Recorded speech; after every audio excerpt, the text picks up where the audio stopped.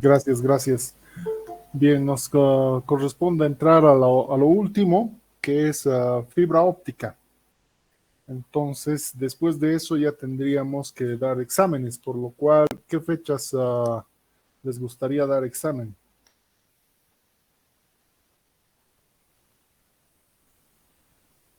Si no quieren usar el micrófono, el chat también está disponible.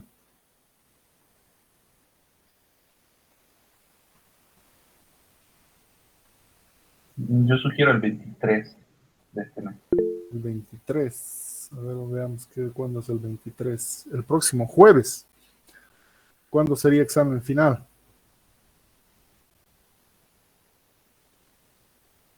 El 30, su El siguiente. próximo jueves. Su siguiente jueves. Y la segunda instancia tendría que ser el 6 de enero. Es posible y los demás están de acuerdo. ¿Sí? ¿Perdón? Si es posible y si los demás están de acuerdo. Ah, bueno. Algunos dicen el 23 también. Creo que vamos a quedarnos con el 23. Voy a anotarme esas fechas de examen. Por favor.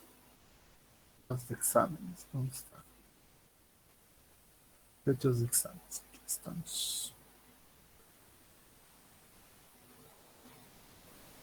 Entonces, para redes avanzadas, el segundo parcial estaríamos el 23 de diciembre. Horario de clases, evidentemente. El examen final sería el 30. Al final sería 30 de diciembre. Y la segunda instancia sería su siguiente 6 de enero.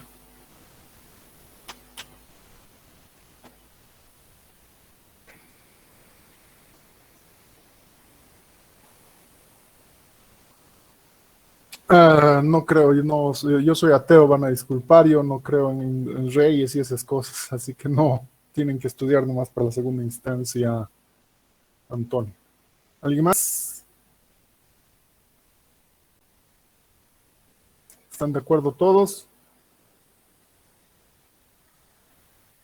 Ya que nadie se manifiesta, el silencio otorga.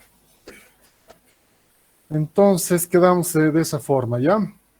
Vamos a colocar. Obviamente lo voy a publicar también en el Classroom. Estaría quedando de esta forma. El segundo parcial sería el 23, el examen final el 30 y la segunda instancia el 6 de enero. Así está quedando. ¿Ok? Bueno, terminaremos. Nos queda fibra óptica. Desafortunadamente, como no estamos en campus, no podemos hacer su laboratorio, así que ni modo, diapositivas nomás.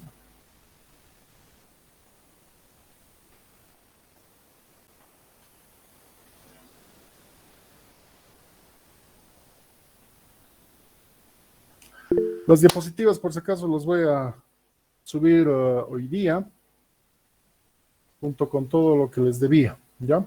Para que sí tengan todo para estudiar. ¿Se puede ver? Sí, sí, sí. Ya, gracias.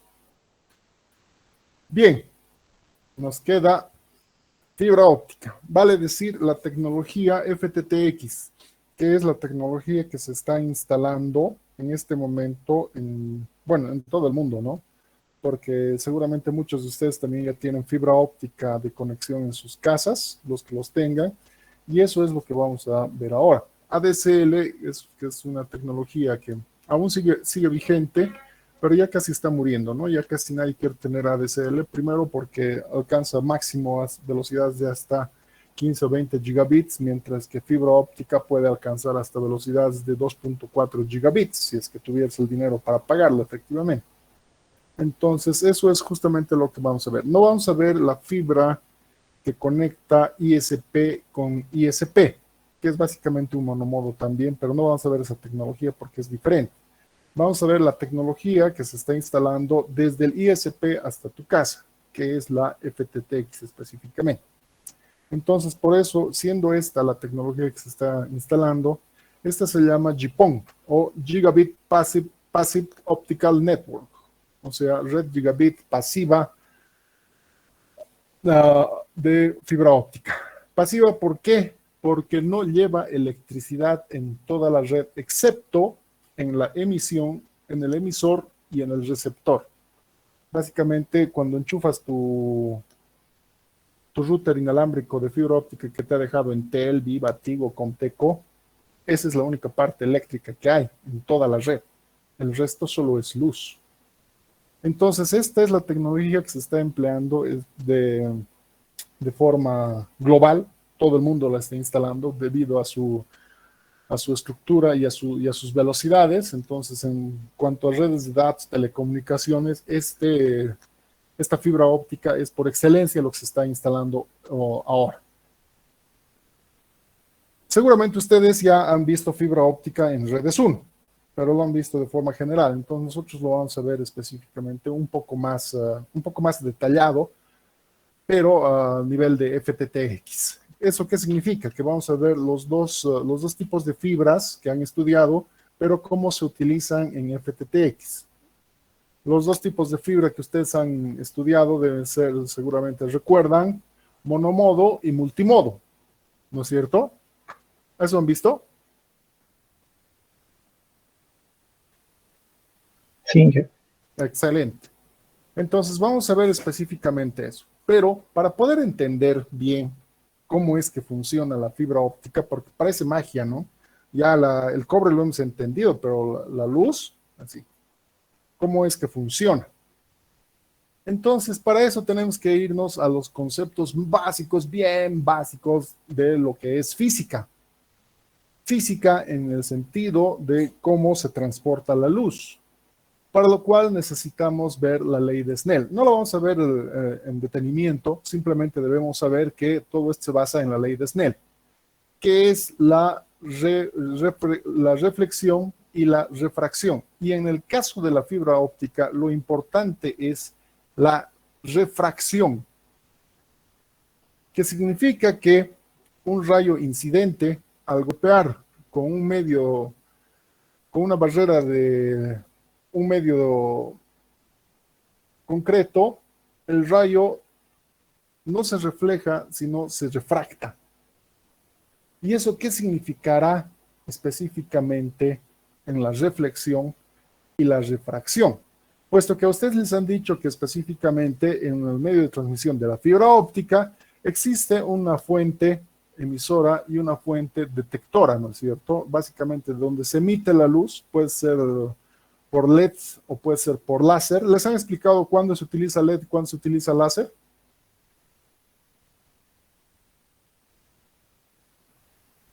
No, o no lo recuerdo. LED se utiliza para distancias cortas, láser se utiliza para distancias largas. Más cachito vamos a ver eso, pero tengan en mente eso. LED es para distancias cortas y láser es para distancias largas, sobre todo por la potencia de la luz. Láser se utiliza para distancias muy, muy largas. Y obviamente, en función a eso, el detector también debe estar. O sea, no puedo utilizar un detector LED para una luz láser. Se ciega. O sea, es mucha potencia para el detector. Entonces, si utilizo un emisor LED, debo utilizar un detector LED. Si utilizo un emisor láser, debo utilizar un detector láser. Porque han de saber que justamente cuando es demasiada potencia, el detector no puede recibir correctamente la luz y se queda ciego. Pero justamente aquí vemos el ejemplo de lo que es reflexión y de lo que es refracción. Fíjense cómo la luz en esta diapositiva está induciendo que ese lápiz parezca distorsionado. Este seguramente es algo que ustedes en su vida alguna vez han debido de ver o hacer, ¿no? O sea, por curiosos o por bicuriosos, seguramente han tratado de hacer este experimento. ¿Y por qué? ¿Por qué específicamente cuando yo sumerjo un objeto lo veo distorsionado en un vaso de agua o en un recipiente de agua o en el río, o en cualquier lugar que contenga agua, yo lo veo distorsionado. Y es justamente eso lo que nos dice la ley de Snell. Ese objeto está siendo refractado, no reflejado. Reflejado, tú todos los días en el baño de tu casita hay un espejo, tú te ves, eso es reflexión. ¿Por qué? Porque te devuelve la imagen tal cual sin modificar. Pero fíjense que la refracción, la imagen está modificado. ¿Por qué? Porque estamos utilizando dos medios en este caso. Uno es el aire y el otro es el agua. Entonces, justamente, este fenómeno de la física, que es la refracción, es la base de la tecnología de fibra óptica. Vamos a verlo más detalladamente. Les voy a pasar este enlace para que ustedes lo vean en su casa y los que no puedan lo vamos a ver ahora conmigo. No es un video muy largo, es el único que vamos a ver. Hay muchos más videos en las diapositivas. Ustedes si en sus casas véanlo. Pero este es importante que lo veamos porque nos va a explicar muy bien este experimento que hace este muchacho español, para que podamos ver específicamente de lo que es la ley de Snell en cuanto a la reflexión y la refracción, que básicamente nos explica lo que es la reflexión especular y la refracción interna total, que es en base a la refracción interna total que nosotros tenemos la tecnología de fibra óptica hasta la actualidad. Permítanme un momentito, se los copio. Pueden empezar a verlo los que quieran verlo en sus casas. Y los que no, bájennos el volumen para que no nos hagan ruido por si acaso. Y los que no, entonces vamos a utilizar el navegador.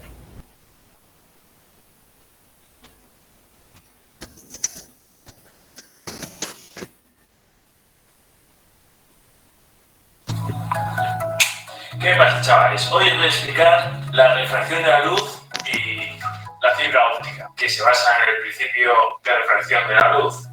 ¿Veis? Esto es la refracción de la luz. Si metéis un lápiz dentro de un vaso, el lápiz parece que va para allá, pero debajo del agua tiene otra dirección. ¿Veis? Justo ayer estaba pensando en hacer este vídeo. La he puesto porque se cambia tanto agua. Como veis, está cayendo aquí un poco de agua, por eso se de la luz. Vamos a llenarlo de agua.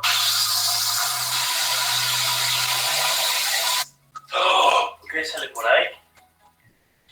La luz en el vacío viaja a 300 millones de metros por segundo.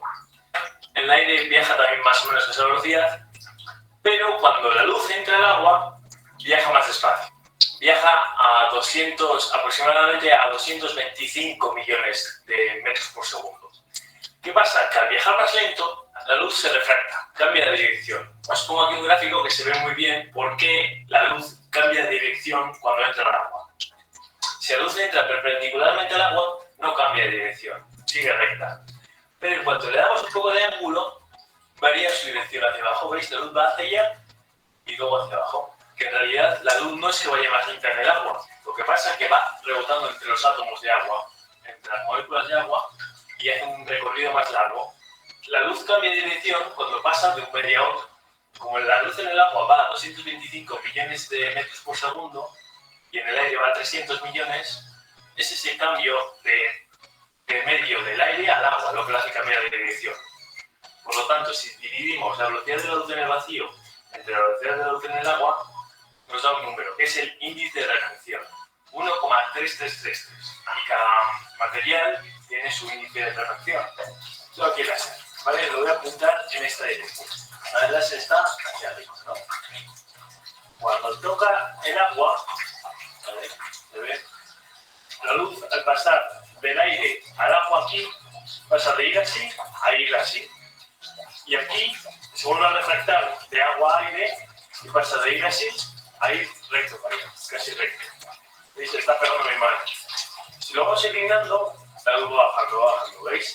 Y llega un ángulo en el que pasamos el horizonte del agua. ¿Veis? Que entra debajo del agua. El punto que tengo en mi mano, tengo aquí en mi mano, y tiramos tanto que se mete dentro del agua. Y este es el ángulo de refracción total. Es el ángulo en el que no hay nada de luz que salga afuera. Toda la luz se refracta debajo del agua. La superficie del agua hace como un espejo. Toda la luz que va a salir fuera se refleja y va hacia abajo. ¿Veis? Por eso cuando estamos debajo del agua y miramos hacia arriba, vemos un círculo en el que se ve el cielo, que sería el ángulo en el que la luz sale fuera, y fuera de ese círculo se ve oscuro porque lo que estamos viendo es el suelo reflejado en el agua, como si fuera un espejo.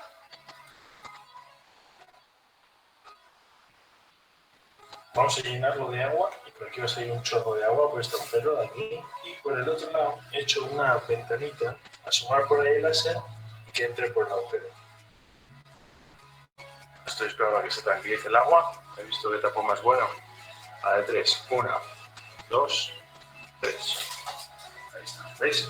Fijaos. El láser está entrando por ahí y rebota en el agua y sale aquí abajo. ¿Veis?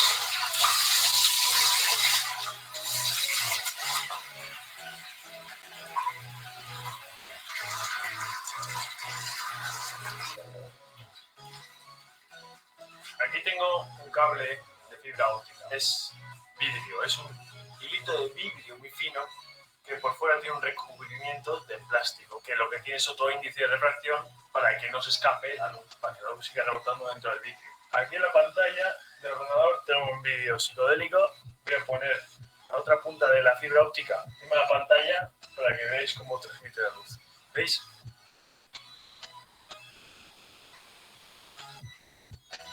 Le he puesto un extremo de la fibra óptica al láser. Lo voy a encender. ¿Veis? Fijaos cómo sale, lo fuerte que sale ahí por el otro lado de la fibra óptica. Parece una linterna. Y bueno, chavales, espero que hayáis aprendido algo. Dadle a like, suscribiros si no estáis. Y ya está. ¿Qué les ha parecido? Creo que queda claro. ¿O alguien tiene alguna duda sobre la refracción interna total? Creo que ha estado bastante claro, ¿no es cierto? Nos dice específicamente que la luz, al chocar con un medio distinto al que está viajando, se refracta. Y ese es el principio de la fibra óptica en realidad. Porque lo que nos está diciendo es que el núcleo específicamente es el vidrio por donde va a viajar la luz.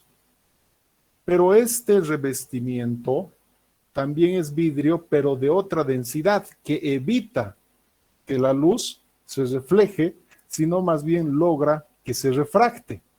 Por eso es que esto también es vidrio. El cladding de la fibra óptica es vidrio. Y este núcleo también es vidrio, pero es vidrio de diferente densidad. En los videos que van a ver más adelante, los que tengan interés, y obviamente saldrán algunas preguntas de ahí, así que los tendrán que ver, van a ver cómo se fabrica la fibra óptica específicamente, porque esto que estamos viendo es apenas un pelito, más delgado que un pelito, e imagínense el vidrio dentro del vidrio que se lo fabrica. Por eso es que la fibra es cara de fabricar. Pero obviamente es el medio de transmisión por excelencia porque no le afecta nada. No le afecta la electricidad, no le afecta las tormentas, no le afecta el frío, no le afecta la calor, no le afecta nada. Es luz. Luz que ahora sabemos por qué se refracta constantemente. Y es así como nos dicen que va a 300,000 kilómetros por segundo, ¿no es cierto? O como el español dice, a 300 millones de metros. Bueno, es una simple transformación de notación científica. Entonces, la reflexión y la refracción son muy importantes para la fibra óptica, puesto que nos va a permitir llevar nuestra información. Esto quien hace, ese experimento que acabamos de ver, inicialmente lo hizo John Tyndall. cuando demostró específicamente en 1854 que la luz podía manipularse, o sea, se le podía cambiar la dirección si es que se lo manejaba como medio de transmisión el agua.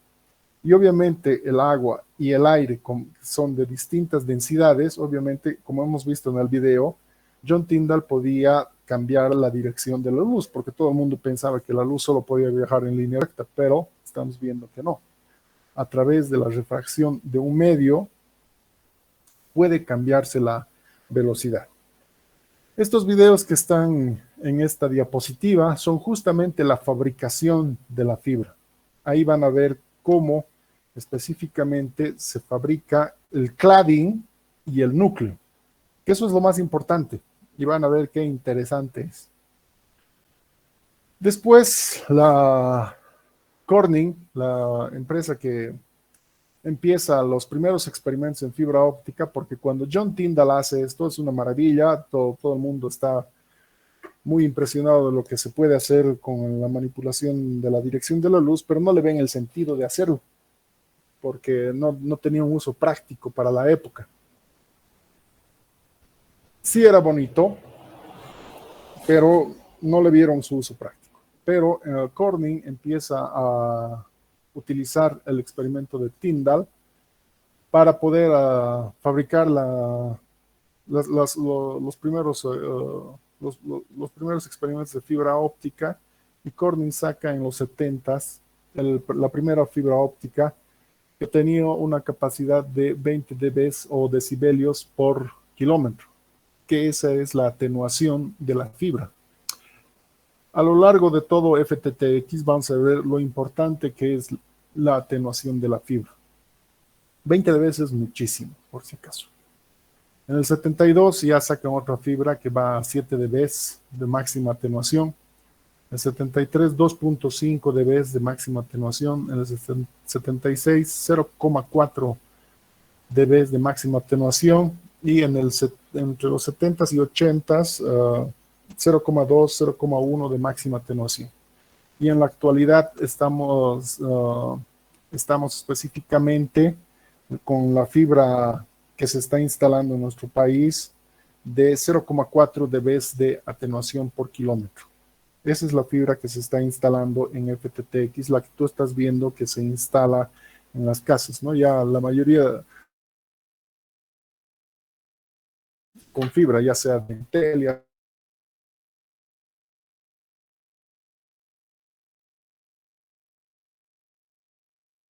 están así. Me hubiera encantado mostrarles como antes les mostraba. Se van a dar cuenta en los postes ustedes quién instala qué, porque Entel sus fibras las denota con unas abrazaderas celestes. Tigo las denota sus abrazaderas en los postes, estoy hablando, con unas abrazaderas moradas. Y Viva los denota con unas abrazaderas verdes. Entonces, ahí puedes saber ese tramo de fibra óptica, a qué empresa le pertenece, qué empresa está desplegando esa fibra óptica. Si tienen la oportunidad de ver, alcen su vista a los postes. Si ven algo verde, eso es de Viva. Si ven entre azul y celeste, eso es de Entel. Y si ven morado, eso es de Tigo, por si acaso.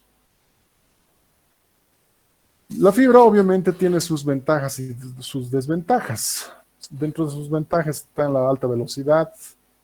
El tamaño es ultra pequeño, muy chiquitito, de hasta 128 micras, dependiendo el modo, puede ser, su núcleo también es más pequeño, de 50 micras. Su flexibilidad, la flexibilidad es altamente flexible, pero hasta los 60 grados. No puedes pasarte de una torsión de 60 grados porque lo puedes clizar a la fibra, o sea, lo puedes rajar a la fibra o lo puedes quebrar. Es muy flexible en grandes tamaños, pero en tamaño pequeño, esto me encantaba también que ustedes rompan fibra en clases, para que vean hasta cuál es la máxima posibilidad de torsión de la fibra óptica, que son 60 grados. Eso sí, su peso es bastante ligero, muy, muy, muy ligero. Es inmune a las perturbaciones electromagnéticas. Como les dije hace un momento, no le afecta el sol, no le afecta los rayos, no le afecta la calor, no le afecta el frío, no le afecta nada, absolutamente nada. Porque y encima como va con revestimiento, entonces difícilmente le va a afectar algo. No se producen interferencias, efectivamente. ¿Por qué? Porque como no hay nada que esté entrando al núcleo desde el exterior, entonces no tiene interferencia de nada.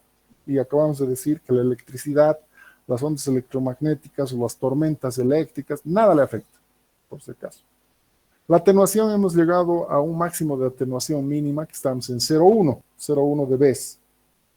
Esas son las fibras de alta capacidad, vale decir, las de soporte para interconectar ISP con ISP. Las fibras que utilizamos en FTTX, que es del ISP hasta tu casa, su atenuación es de 0,4 dB, por si acaso. Resistencia al clima, medio ambiente, efectivamente no le afecta nada. Y es sumamente versátil, ¿no? Obviamente, porque es RDCI, red de datos de servicios integrados, o sea, básicamente todo lo que pueda ser ceros y unos van por aquí. Voz, datos, video, radio, TV, todo, absolutamente todo puede ir por aquí. Los que estén conectados con datos y TV, efectivamente se darán cuenta que todo va por ahí y no te afecta en nada, ¿no? Porque mientras estás navegando ves TV y no hay retardos, no hay retrasos, no hay nada absolutamente. Y eso vamos a ver un poquito más adelante por qué es. Y eso obviamente ya lo podemos determinar, ¿no? Porque como sabemos que la luz también son ondas electromagnéticas en frecuencias, entonces en diferentes frecuencias se manda los datos y se mandan los videos, entonces no se afectan para nada. Pero también tiene sus desventajas. Efectivamente, la fragilidad. No puedes torcerlo mucho, 60 grados, lo máximo. Tuerces más de eso, se clisa la fibra y listo, ya no sirve nada. Y no sirve todo el tramo.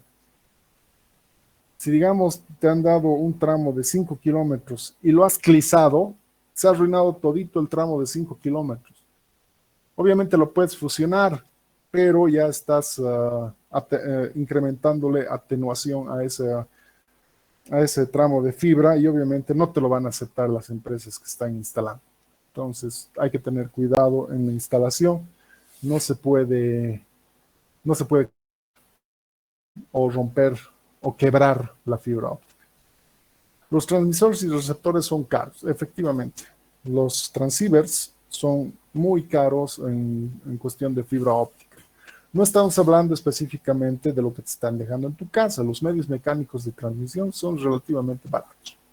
No cuestan mucho, pero en cuestión de ISP a ISP son relativamente caros. No tanto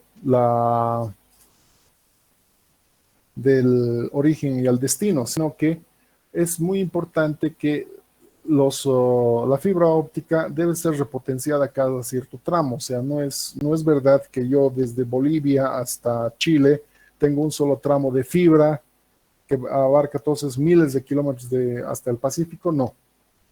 Cada 100 kilómetros o cada 50 kilómetros debe repotenciarse la fibra. Estamos viendo ahí, por ejemplo, unas imágenes que lo están haciendo de forma marina. Y en los videos también hay el despliegue de la fibra marina. Véanlo, se los recomiendo mucho. Pero obviamente esto es bastante complejo y caro. Por eso tender la fibra en el mar es muy caro. Por eso no es una aventura que solamente se la pueda realizar una empresa, sino que lo realizan los diferentes países invirtiendo en esta instalación de fibra, ¿no? Por eso en los videos también van a ver cuáles son las fibras principales que están alrededor de los continentes. En el caso nuestro, la fibra del Pacífico llega hasta Chile. Y en el caso del Atlántico, la fibra del Atlántico llega hasta Argentina. Y por tierra se conectan Chile, Argentina, Paraguay y Bolivia. No va hasta la Patagonia, hasta los puntos más australes, no va la fibra, porque no tendría sentido, por si acaso.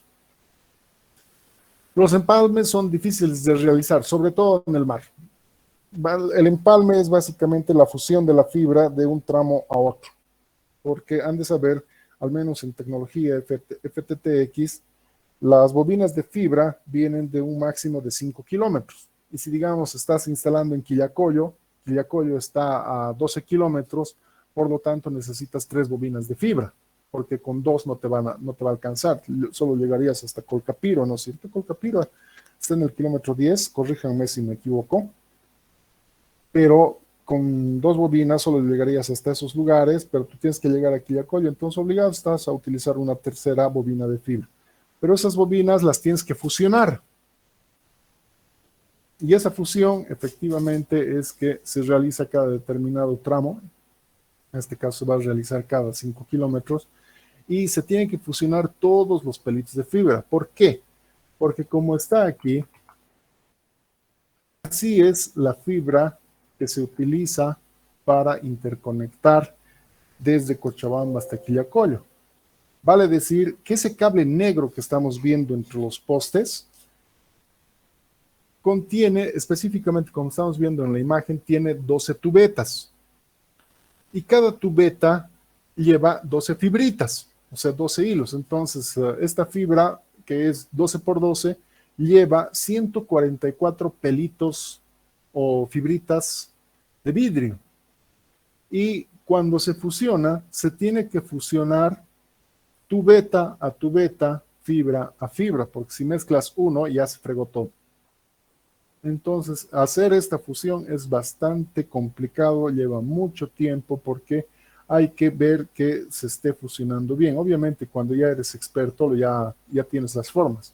Pero aún así, una vez fusionado cada pelito de fibra, se tiene que hacer un test de la fibra fusionada para que no haya errores, porque si hay errores, ahí es crítico, multas y más multas. Hay 2 tipos. El de la fibra de cable negro de 12 tubetas y de 4 tubetas. Las de 4 tubetas ya son para la segunda fase. La primera fase se utiliza el de 12 tubetas. ¿Por qué? Porque está saliendo del núcleo.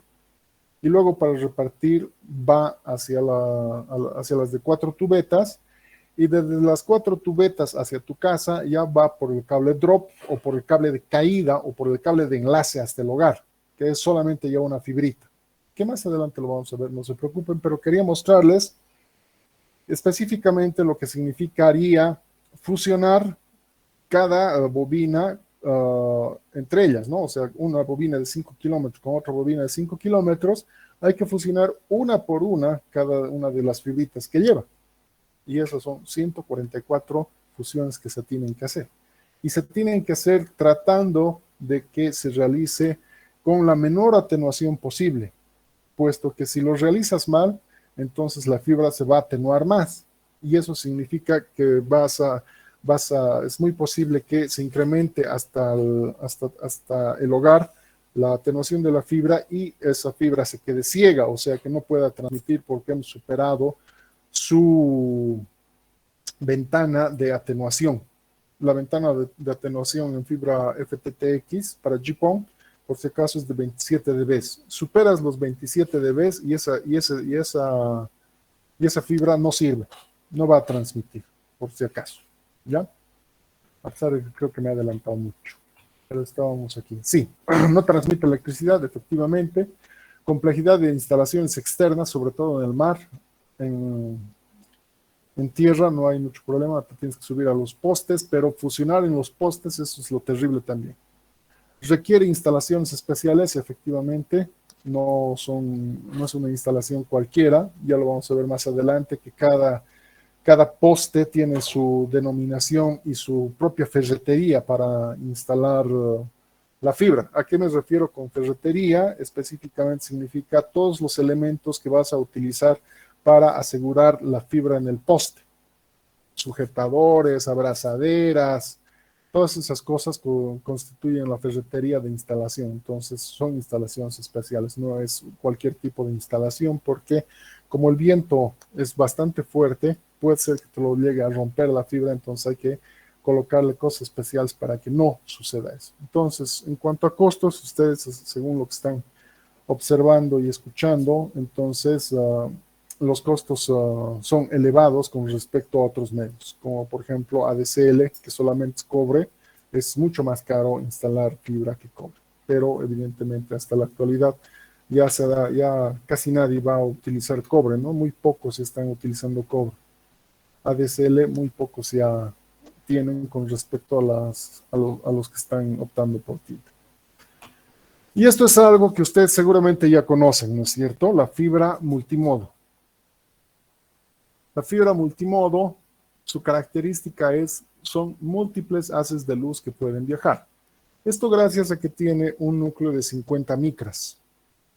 El cladding es de 125 micras y tiene su revestimiento. Ese revestimiento es lo que acabamos de ver aquí.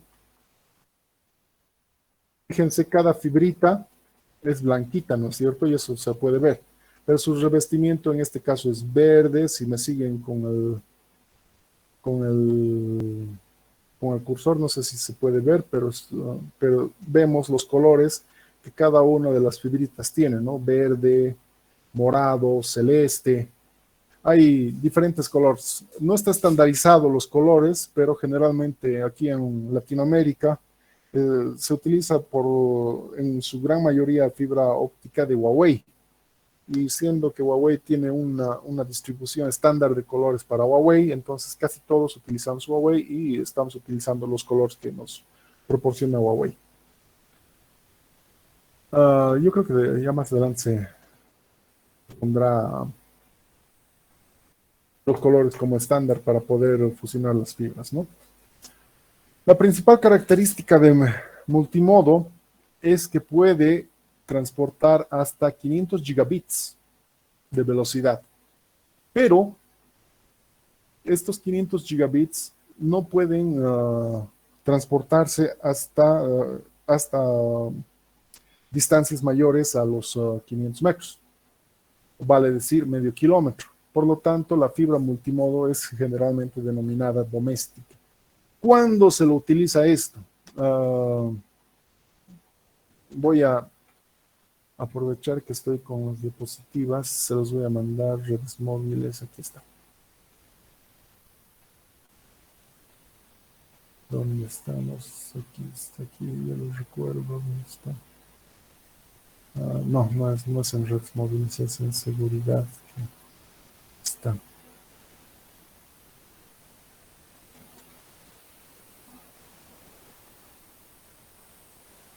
Aquí está. Fíjense, estas conexiones amarillas que están viendo es fibra óptica. Pero esta es la fibra óptica monomodo. Las hay también las multimodo, que son de color naranja. Y los de color naranja se utilizan específicamente para interconectar dentro del mismo data center. Por eso es que las velocidades en los data centers son geniales y abrumadoras. ¿Por qué? Porque no superan los 500, el medio kilómetro. Como lo estoy utilizando ahí mismo, son distancias de 1 metro, 2 metros, máximo 3 metros. Entonces, con este tipo de fibras que se utilizan en los mismos racks, en el mismo data center, se pueden alcanzar velocidades de hasta 500 gigabits, que es específicamente la particularidad que tiene utilizar multimodo. No sirve de nada tratar de utilizar multimodo en externo, o sea, llevar más allá de los 500 metros. No te va a servir, se va a atenuar, se va a arruinar, entonces no vale la pena, básicamente. Para lo cual, en las fibras multimodo existen las de diferentes, las de 62 micras y las de 50 micras, dependiendo el fabricante. Esto va a ser siempre dependiendo del fabricante. Y las de 9 micras, que son las de las monomodo. En inglés, por si acaso, es single mode. ¿Ya? Entonces no le dicen monomodo, sino simplemente single mode. Pero todas las fibras, tanto monomodo como multimodo, tienen un tamaño específicamente de 125 micras. ¿Qué es lo que varía? El núcleo. Que obviamente nosotros no lo podemos ver. Es bien difícil que lo veamos, porque son micras. Por eso es un pelito que nosotros vemos. Y no podemos distinguir si es monomodo o si es multimodo. Ahí el fabricante nos lo dice. Pero es más fácil para nosotros ver específicamente qué es, si es su revestimiento es de color naranja, es multimodo. Si su revestimiento es color amarillo, es monomodo. Es lo más simple de recordar eso. Existen diferentes tipos de ondas en fibra multimodo. Fíjense, estamos viendo las ondas o frecuencias o ventanas. Generalmente los que se dedican a hacer la instalación de FTTX no le llaman longitud de onda, aunque ese es el término correcto, simplemente le dicen la ventana de funcionamiento. Entonces, fíjense, en la fibra multimodo de 62 micras existen dos ventanas, la de 850 y la 1300. En la fibra de 50 micras, ya sea OM2 o OM3, igual de la misma forma está el 850 y el 1300. Solamente que dependiendo del fabricante pueden tener un tamaño de longitud de ancho de banda y una atenuación. Fíjense que todas las fibras tanto de 62 como de 50 micras manejan las longitudes de onda o las ventanas de 850 y 1300, pero varían en su atenuación. Fíjense, el 850 tiene una atenuación de 3.5 dB, mientras que 1300 tiene una atenuación de 1.5, y en otros tiene 3 de atenuación. Y también estamos hablando específicamente de su longitud de ancho de banda. Varía también entre 200, 500, 1500. Cada una de esas va a depender específicamente de su fabricante. La fibra monomodo, que es la que se utiliza en FTTX, sobre todo la parte externa, todo lo que es la instalación FTTX es monomodo, no es multimodo. Por eso podemos llegar hasta 10 gigabits inclusive. La fibra que se está instalando en la actualidad hasta tu casa desde la ISP tiene un ancho de banda de 2.4 gigabits. O sea, poderosísimo. Si es que tuviéramos el dinero para pagarlo, evidentemente, ¿no? Por eso nosotros pagamos apenas 15 megabits, 20 megabits, 30 megabits. Creo que Santa Cruz está en 30 megabits.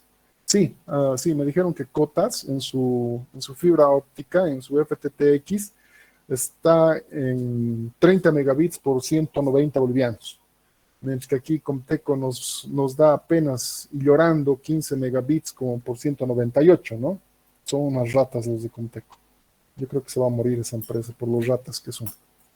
Pero bueno, la peculiaridad que tiene es que su núcleo es de 9 micras. Como ya habíamos mencionado antes, la longitud de toda la fibra, como siempre, es de 125 micras. Todas miden el mismo tamaño. La diferencia está en el núcleo. El núcleo para el monomodo de FTTX es de 9 micras específicamente. La ventaja es de que puedo llegar con esta fibra desde los 3 kilómetros, aquí dice 10, dependiendo del uso. Estamos hablando de monomodo en general, pero en FTTX desde los 3 kilómetros hasta los 60 kilómetros. Eso es FTTX por si acaso, desde los 3 hasta los 60. Eso significa que tienes que estar a una distancia de 3 kilómetros para que te funcione bien tu conexión de fibra. Por eso es que cuando sale del ISP, ustedes han de ver de que hay varias reservas. Esas reservas son en caso de que se rompa la fibra óptica o se caiga el poste, algún borracho se ha chocado con el poste y la fibra obviamente se ha roto. Entonces con esa reserva lo pueden extender y volver a funcionar. Pero también está porque necesitamos un espacio para que desde el ISP hasta tu casa la potencia de la luz no lo ciegue al receptor. Y entonces es por eso que en FTTX se va desde 3 hasta los 60 kilómetros. Eso significa que máximo tienes que desplegar la red hasta 60 kilómetros. 60 kilómetros para arriba ya se ha atenuado tanto la fibra que la fibra se va a quedar ciega, o sea, ya no va a poder transmitir. ¿Ok? Pero los monomodos están entre los 10 y 100 kilómetros cualquier monomodo, pero el monomodo de FTTX está entre 3 y 60 kilómetros por si acaso. Pero transmite hasta 10 gigabits cualquier monomodo. En FTTX transmite hasta 2.4. Pero estoy bien seguro que eso es por la potencia del emisor. Si le cambiaran o actualizaran a la potencia del emisor, estoy bien seguro que funcionaría hasta 10 gigabits ese monomodo. Pero eso seguramente lo veremos en algunos años más hacia adelante.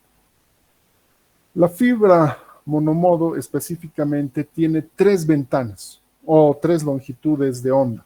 Como habíamos visto, multimodo también tiene sus longitudes de onda, que son 2, 850 y 1300, ¿no es cierto? Pero en monomodo, tanto interior, exterior, interiores o exteriores, maneja 3 ventanas. La 1310, la 1490 y la 1550. La 1310 es para hacer el uplink. Esto es up. Esto es downlink. Y esto es TV o video. Esas son las 3 frecuencias que se utilizan. Por eso es que hace un momento decíamos, ¿podemos transmitir cualquier cosa por la fibra? Sí, efectivamente, podemos transmitir. Pero básicamente se resume a datos y TV, que al final TV también termina siendo datos, pero no necesito hacer un uplink en TV, solo es downlink. Por lo tanto, voy a utilizar otra ventana para hacerlo, puesto que en la 1550 lo único que se hace es broadcast. Eso es solamente te sirve para hacer broadcast, porque puedes tenerlo encendido o apagado, no interesa, pero se sigue alimentando con los canales de televisión digitales. Pero la 1310 es para hacer el uplink de datos y la 1490 es para hacer el downlink de datos. Entonces, fíjense, la atenuación va a estar en función de la fibra también, ¿no es cierto? La fibra monomodo interior-exterior tiene hasta 0,5 dB de atenuación. En monomodo interiores hasta 1 dB de atenuación y en monomodo exteriores hasta 0,4 de atenuación. Y este es el que nosotros estamos utilizando con Huawei, que es el monomodo exterior de 0,4 dB de atenuación con ventanas de 1310 para uplink, 1490 para downlink y la 1550 para TV o video. Me he cansado. No sé si alguien tiene alguna pregunta. Creo que estoy yendo demasiado rápido. Permítanme unos 2 minutitos. Voy a ir a tomar un poquito de agua. Y mientras tanto, piensen sus preguntas, por favor. Vamos a responder todas las que podamos. 2 minutitos.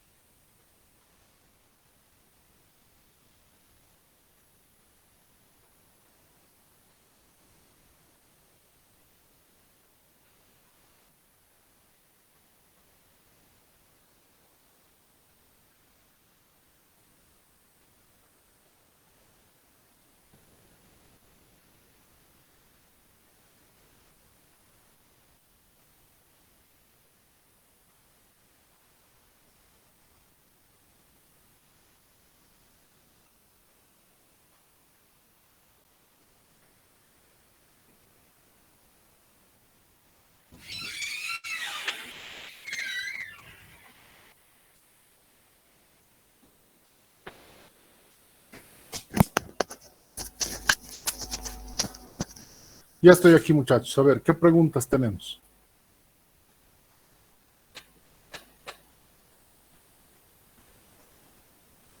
¿Todo está clarísimo? ¿Nadie tiene ninguna pregunta?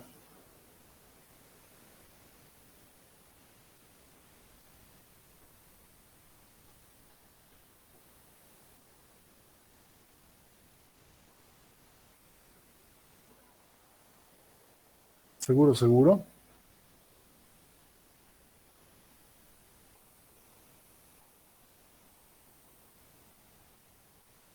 Bien, continuamos entonces.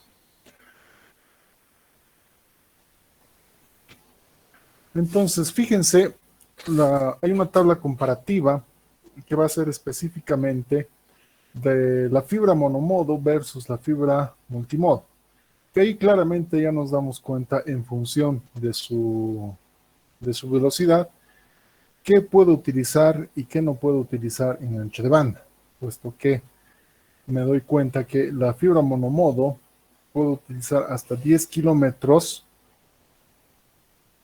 y transmitir hasta 10 gigabits, ¿no es cierto?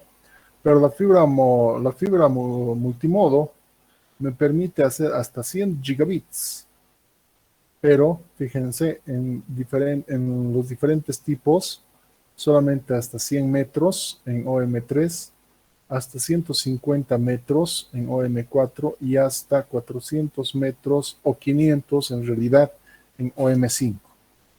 Eso va a depender específicamente.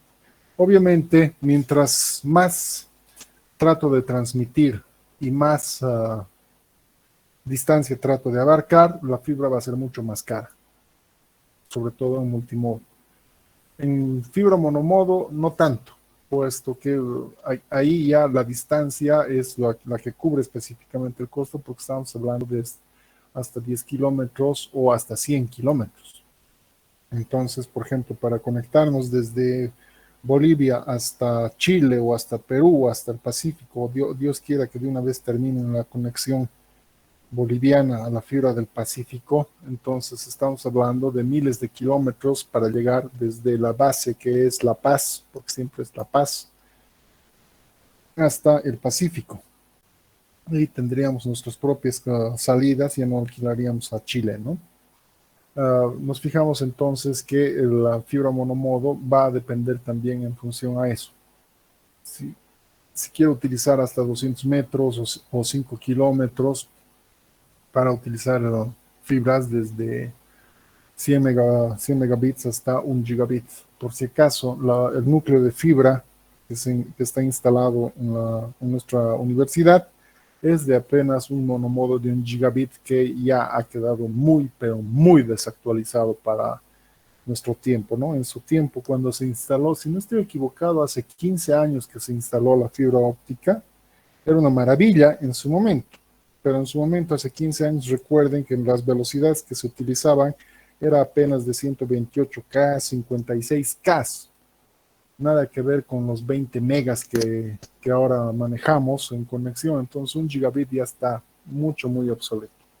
Habría que hacer forzosamente un cambio de esta tecnología en la facultad. Espero que lo hagan en algún momento.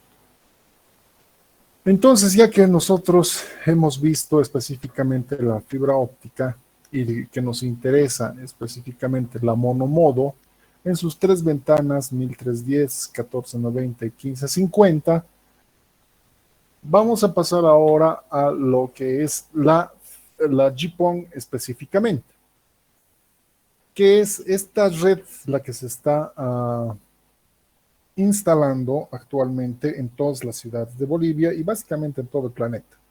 Chile, Perú, Argentina, todos están instalando esto. Venezuela no me consta porque sabe Dios hace cuánto Venezuela está destruido, ¿no? Y creo que Argentina también va por el mismo camino y no están sufriendo mejoras los argentinos, ni en velocidad, ni en nada de eso. Creo que ya estamos inclusive a la par con nosotros, que nosotros siempre hemos sido los últimos en tecnología. Pero sí, todo Latinoamérica y todo el planeta está instalando GPON. Que GPON, específicamente Gigabit Passive Optical Network, eso es lo que significa GPON, es la tecnología que se utiliza para instalar fibra óptica desde el ISP hasta el usuario final. Que esta es la arquitectura de GPON, que en el ISP tengo específicamente una OLT, que es similar a un router, pero es netamente para fibra óptica. A esta le llegan específicamente diferentes tipos de conexiones que van a ser sus entradas de la red externa. Y va a salir la fibra óptica, esa puede ser cualquier cosa,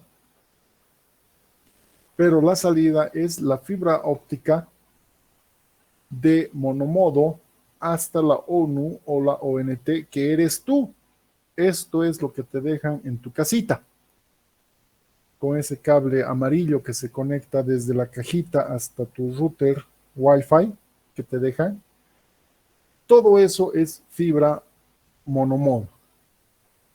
Y la ODN específicamente es la red de distribución, que esto es lo que más nos va a interesar específicamente. ¿Por qué? Porque configurar esto no es tan complicado, pero desafortunadamente para nosotros por ahora es inaccesible.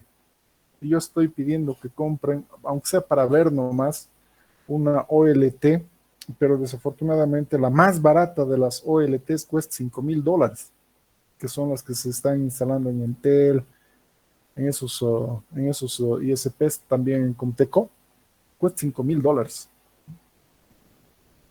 El resto no es difícil de conseguir. Ya tengo las fibras, tengo los splitters, tengo todo, inclusive tengo el router de fibra óptica para poder mostrarles cómo se instala la red. Pero mi principal problema por ahora es la OLT. Difícil de configurar no es. El problema es tenerlo, porque es muy caro. He tratado de conseguir una medio uso, pero una medio uso que ya está a punto de ser desactualizado, porque están ya entrando las nuevas versiones de las OLTs. A medio uso, una ya casi desactualizada, me han cotizado $3,000, que por ahora también sigue fuera de mi presupuesto, aunque voy a volver a insistir el próximo año a ver si pueden comprar en el departamento para podamos hacer laboratorios de fibra óptica también. Pero, volviendo al punto, la OLT es la que está en la central, en la ISP. De aquí es donde sale específicamente hacia la red de distribución. Que la red de distribución es específicamente los postes, los distribuidores o los potenciadores, y en caso de que se necesite, hasta tu casita. Bueno, aquí no está, ¿no? No lo borré.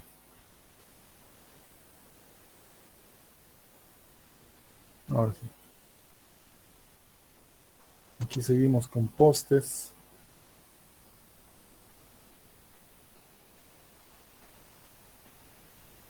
Y desde este poste hasta tu casita, ahora sí, que es en tu casita donde se instala la ONT. Este cable se llama el cable drop, por si acaso. Que significa que es una sola fibrita que se va a conectar a la fibra de 12 tubetas o de 4 tubetas, con lo que les mostraba a un principio, que son varias fibritas que vienen en un solo cable. El drop es apenas una fibrita que se tiene que fusionar hacia una de las fibras que están viniendo por los postes, y de esa fibrita se conecta a tu cajita óptica, y de tu cajita óptica a tu router Wi-Fi que te deja el ISP. Y ese router Wi-Fi es la ONT o la ONU específicamente. Esa es la arquitectura básica de GPON. La OLT, la red de distribución, que tú no tienes nada que ver ahí porque eso lo instalan los técnicos, que es básicamente la fibra en los postes, y el drop hasta la ONU. No sé si alguien tiene alguna duda al respecto de esto.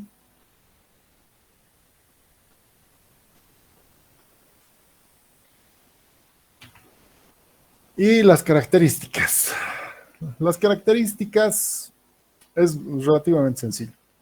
La velocidad o el downstream es de 2.4 gigabits y 1.2 gigabits en upstream, o sea, la subida. La bajada puedes obtener una velocidad máxima de hasta 2.4 gigabits y lo puedes pedir, si es que lo puedes pagar, evidentemente. Vas a Intel y le dices, yo tengo mucha plata y quiero 2.4 gigabits en mi casa, y te pueden vender. No sé a cuánto, pero te pueden vender.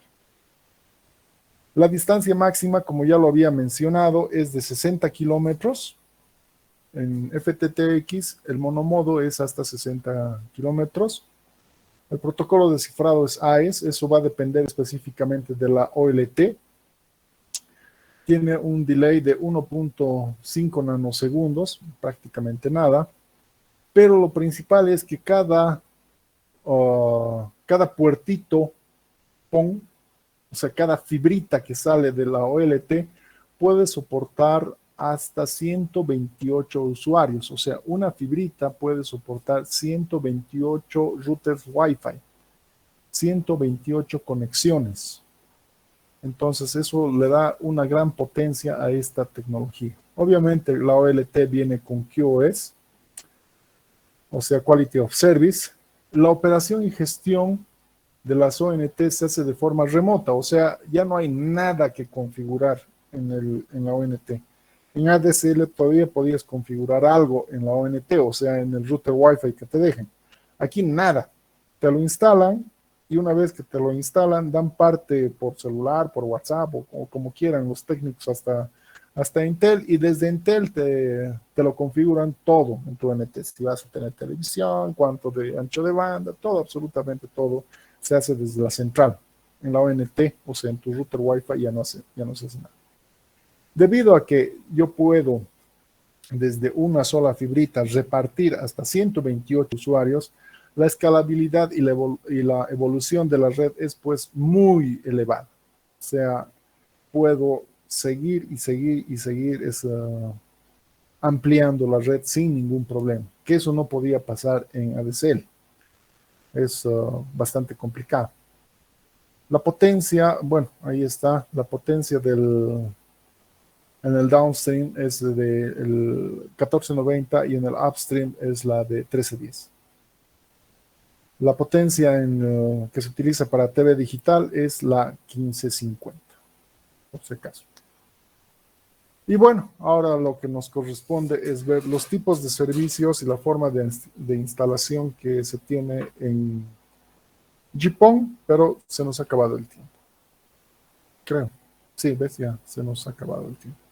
Entonces, el día jueves vamos a continuar con esto. Si alguien tiene alguna pregunta, ahora por favor, y si no, el jueves demasiado.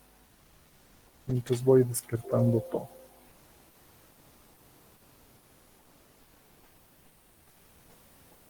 ¿No hay preguntas?